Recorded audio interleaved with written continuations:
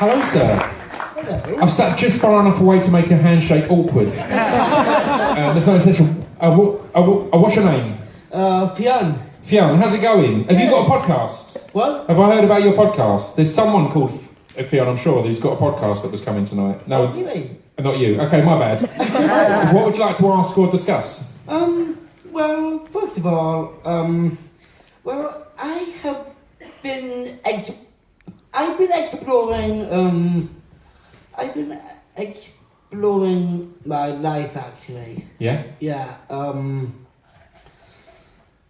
interesting things I've been exploring, I celebrated my 21st birthday in the redwoods of California. Amazing. How was that? I loved it. I would imagine. I celebrated my 21st birthday in a club in Rayleigh in Essex. Nowhere near as exciting. How was that? What did you do in Redwood, California? Is it stuff you can't talk about in front of an audience? No, go ahead. Well, I loved my time in San Francisco. We drove through, actually, this giant redwood tree. Right. For my first time. Oh, wow. I've never done that, so that's really cool. And that's the huge one that's got a road going, like you go under it as such, isn't it? Is that the case? Yeah. It's mental. Yeah. How was that? What? How was that? That was amazing. Yeah. Yeah. And what else have you been exploring in your life since then? Well, I went on safari in Tanzania. Amazing. Yeah. Man, I've not done any of this stuff. I'm way older than 21. I'm not as old as Stu, but still, jeez. Yes. How was safari in Tanzania? It was so amazing. I loved it. I went to a safari park in Woodburn, in Kent. It was alright. I took my goddaughter and 10 minutes in she got bored and started pretending to shoot all the animals. She was 5. I was like, that's not the vibe we wanted. We're meant to be bringing you to show to love animals. She's like, I'm bored, I'm going to kill that one. And then I'm going to kill that one. It's like, damn, that's not the way. Yeah, I've also canoed in the Amazon jungle. You've canoed in the Amazon jungle? Yes. Is one of the things that you've been exploring in life making up lies on stage? Because this sounds amazing. Well, How was canoeing? How do you even go about arranging to canoe in the Amazon jungle? Well, the Amazon actually was a dream of mine from a very young age. Yeah. Yeah, so we saw very colourful birds there. Yeah, I can it's imagine. Really interesting. What motivated you to do all these things? Is there a specific incident or thing in your life that made you go, I want to achieve these things?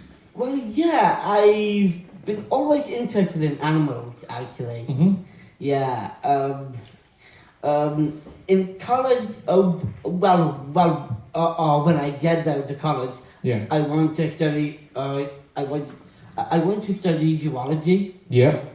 You see, that's a good choice because yeah. as a kid, I was into animals and I wanted to become a vet until I realised that that's mainly putting down animals. So that kind of killed it off for me slightly. That would be amazing. I love animals. So sad. Yeah.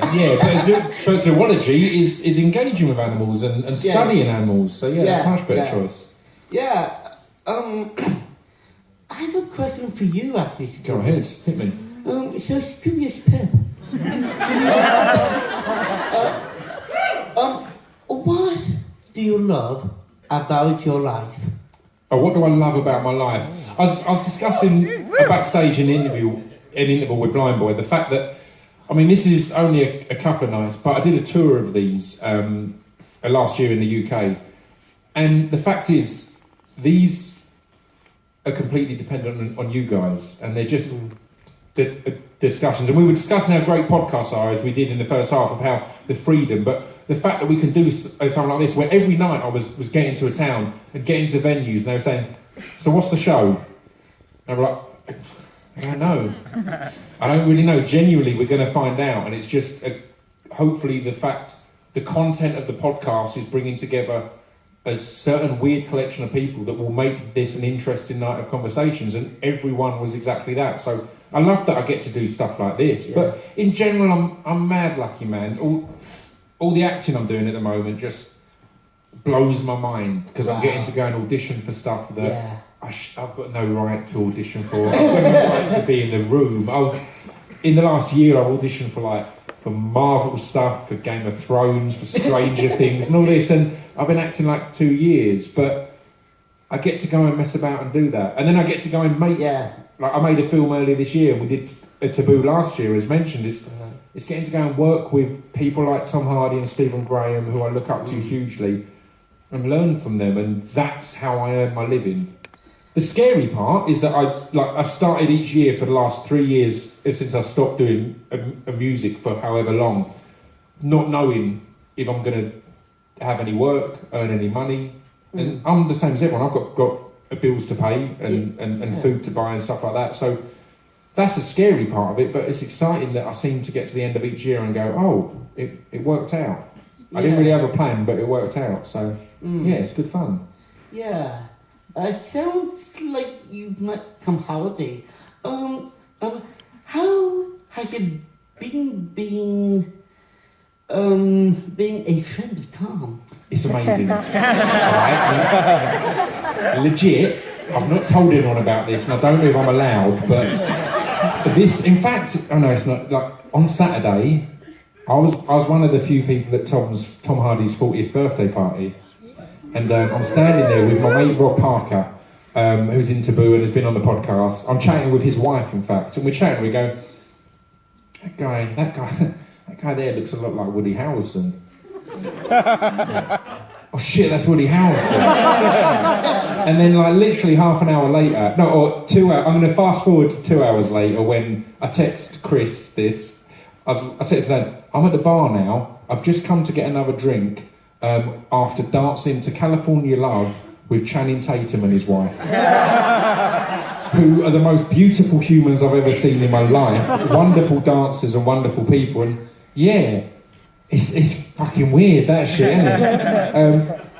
But yeah, as Chris will contest, he met Tom and his wife the other week when we went to a Bellator event, and Tom he had some seats at the side of the cage, and he texted me saying, I didn't know he was there, and I texted saying, oh, you're here? He said, I come over. I said, I've got some mates with me. And he was like, it's all right, like, we'll make room. And then when he came over, he made a point of coming over and introducing himself to Chris and to our mate Stu, not that Stu.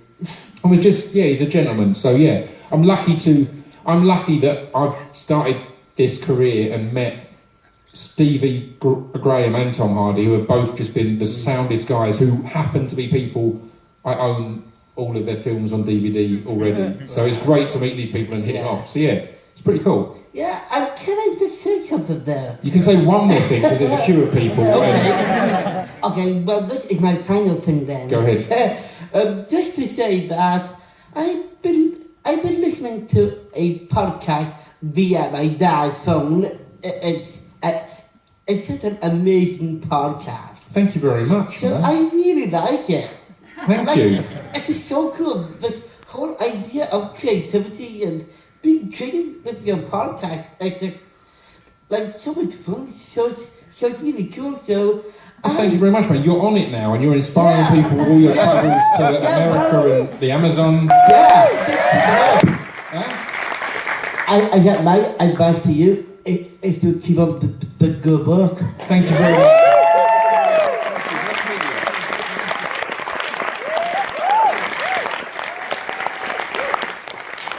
What a perfect start, right? Thank you very much.